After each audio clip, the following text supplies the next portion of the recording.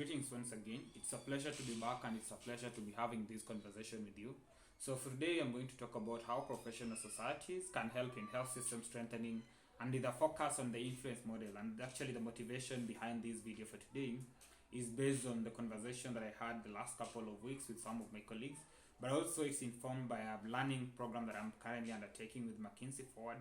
And one of the things about that training in terms of problem solving is looking at it in the sense that for most of our problems, as much as they don't happen in isolation and the solutions do not come in isolation.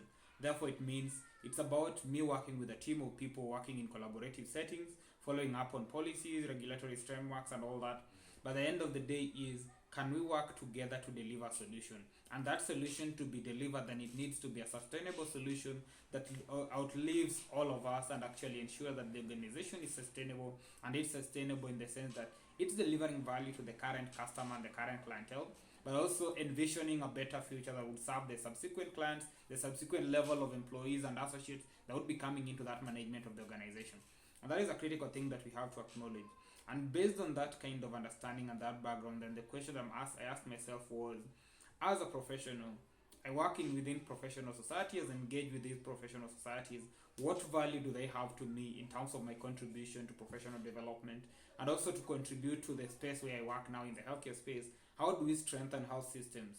And what is the role of professional society using this influence model to achieve that? So when I looked at the influence model, there are four aspects of it. The first one, they're talking about building understanding among the people. That is the first level of training and sensitization and information sharing. Once people are enlightened and actually informed about the change that needs to happen and the possibilities that are available, we move to the next phase of it. And the next phase is about now reinforcement mechanisms. I know as a pharmacist I have a better role, let's say for example in community pharmacy, to integrate clinical pharmacy trade practice, to integrate patient-centered care models and practices. Am I adopting that? And if I'm not adopting that, then what is the derailing factor, the demotivation or the motivating factor for me to integrate it? So we need these modifiers and actually reinforcing agencies and mechanism in the sense that if I'm offering clinical care within the community pharmacy, that is patient-centered care, is there an incentive? Let's say, for example, is there a compensation mechanism for it? Is it part of the community primary healthcare level recompensation by the National Hospital Insurance Fund or not? And those kind of key things are important. But at the same time, we have to acknowledge that these incentives might not be outright as they are. But the question is, what incentive do we have? Can we have structured partnership within the professional societies where our members who are actually trying to venture into new pathways, new service streams and all that, are able to build themselves? The incentive would be, the more you do it, we give you a platform to actually help us in generation of data. And by generating that data, then you're informing practices and shaping the future practice. So you're also building yourself as a professional, as an authority in that space, as a subject matter expert, which is critical in terms of professional development. So after recognition, understanding, awareness creation on one end, then you move to the reinforcement mechanism that are put in place to ensure that that is sustainable. Once that is done, then we have to acknowledge that there are people who will envision these.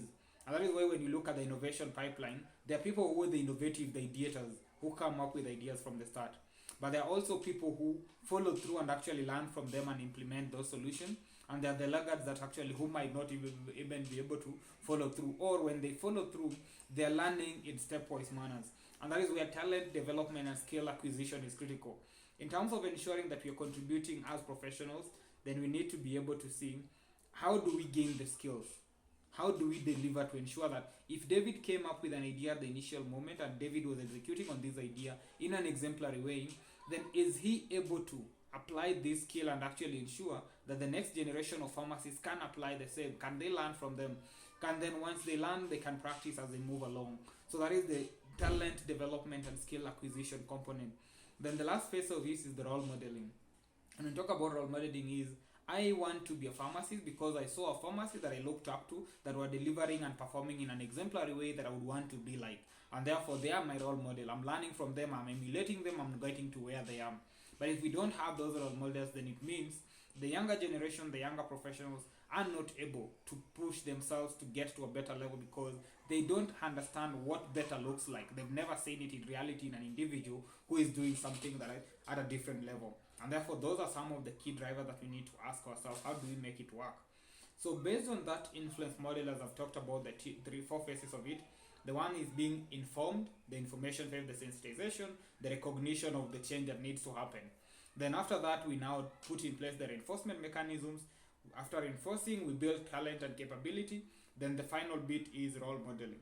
So how do professional societies come into this? Professional societies actually are a consortium or a network of professionals working in a particular line of work, and therefore they possess specialized knowledge based on training. They are subscribed to a particular code of practice and code of conduct, which is critical. So based on that particular starting point is they understand what their contribution in the healthcare space. If I look at it generally from the healthcare space, because that is where I work with, then our role as professional societies is to bring our members together. And as we bring our members together, our mission at the end of the day is to ensure that patients have access to quality, affordable, and convenient healthcare services when and where they need it to be. Accessibility, availability, and affordability of healthcare services. How do you contribute to that healthcare service delivery? If I'm working as a physician, my role is to be available at the hospital where when patients need care, they can come and consult and I'll be able to offer that counseling that they need. After the consultation and all that, I'll be able to prescribe medication.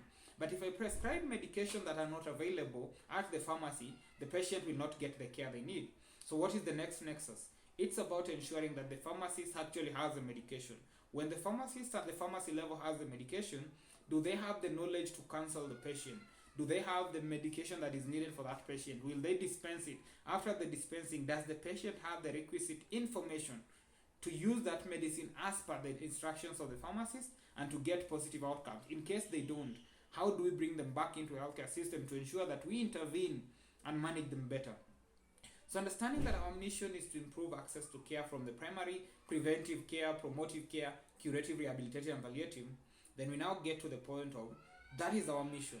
So at the information sharing perspective, across the healthcare continuum, what touch points do I have as a professional, as a pharmacist, as a physician to improve that healthcare service delivery? We are different people, we are different perspectives and dynamics in terms of our areas and inclinations of practice.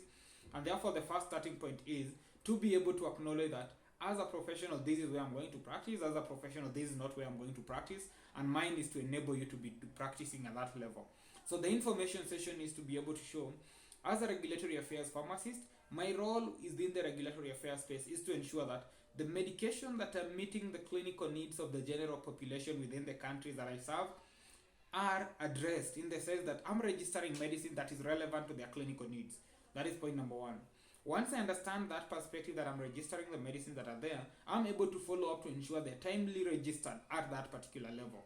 The awareness of that information. So it means if people are interested in pursuing regulatory affairs, then my key role as within the professional society is, can I sensitize as many people within the regulatory affairs space to look at it beyond just a role that they play, but rather a vocation, a commitment to enabling the profession deliver on its mission.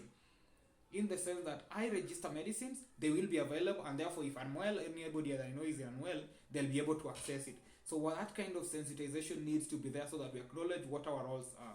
If somebody is in the quality assurance, their mission is to ensure that products that are registered, distributed, and actually supplied to patients are of the right quality. In case of any quality deviations or variances, then these are managed accordingly. What is their role in that? Ensuring that patients get the quality product. So if they master that kind of pipeline, then it gives the value. So that is the first point. We have to come in within the professional circles to sensitize ourselves, get to learn and ensure that people working in the different domains, different subject matter areas, then are able to use that as a capability, as an avenue to actually empower the other generation of pharmacists or professionals within the professional society to be able to shape the future practice in that level. So once they understand that you've contextualized to the need for them, then what is the reinforcing mechanisms? We're having the statutes, we're having policies in different organizations. We have a code of conduct and a code of practice and an oath actually that we take as professionals. In these oaths and codes of practice, do we have reinforcement mechanism? Let's say, for example, you're a regulatory affairs person. What kind of expectations do we have on you to ensure that you subscribe to it, you believe in it, and you're following through to ensure that you are delivering within that provision and that purview of that particular guideline and code of conduct? That is critical for us. So that is the reinforcement mechanism. It could be negative and positive, but they have to be institutionalized and they have to be living documents rather than archived documents available in shelves in the respective offices of our professional societies. We have to bring them to life. Bringing them to life is about operationalizing them and making them be active live documents that are being used by the respective associations, the respective professionals, and the respective stakeholders that we're engaging with. It's not only for us but also for the stakeholders that we work with.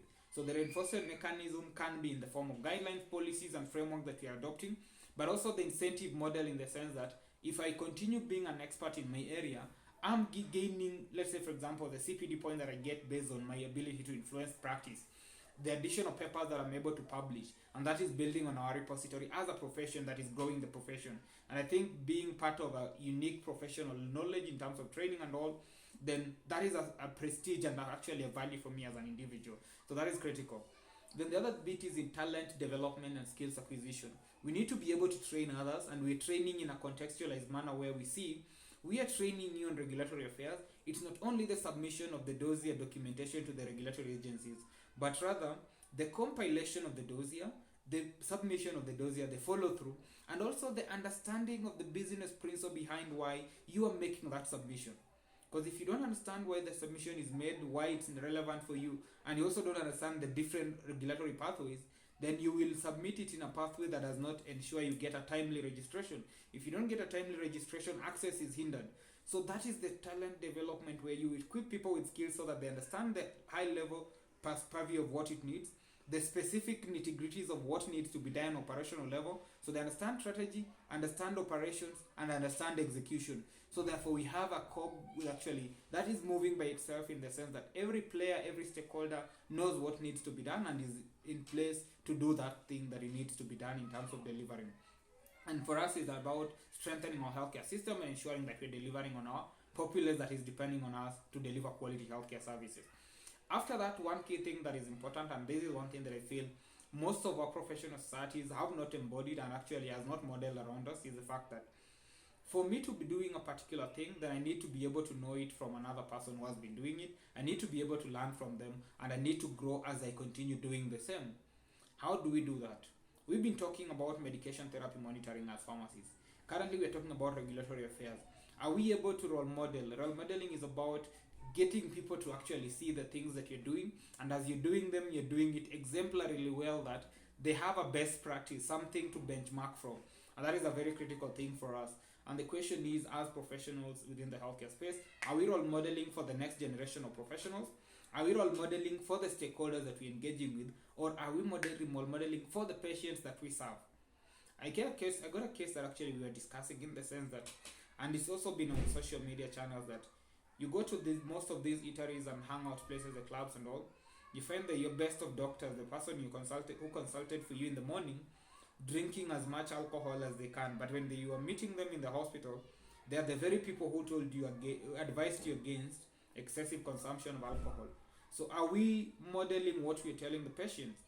I tell a patient to reduce their alcohol intake, but on the other end, I'm consuming as much as I can, and we are part of the same society, we are individual human beings with infallibilities, but at the same time we need to be able to ask ourselves, are we being accountable and modeling what we wish for our patients and what we wish for our society? And that is a very critical bit. So if we can model the best practices in our levels of practice, in our engagement with the society, then we portray a different picture that the society wants to emulate, wants to be like. And if they want to be like that, then we are driving the cog to a better healthcare system, where we have a socially conscious and responsible populace, but at the same time we are delivering in terms of ensuring they have access to quality healthcare services when they do need them. And that drives us closer to our aspiration of achieving Sustainable Development Goal number 3 on universal healthcare coverage. I hope this makes a difference in your life, and I hope you can be able to apply these and ask yourself, how do you hold your professional societies accountable? How do you contribute in making the professional society move a step further? And if that step further is ensuring that we serve our patients better, that will be a win for all of us. Thank you so much. If you engage and love this conversation, please subscribe to the channel, share, like, and engage, and share with me the comments that you feel we need to discuss, any other topics, and I'll be glad to take it up from there. Thank you, and let's engage next Sunday.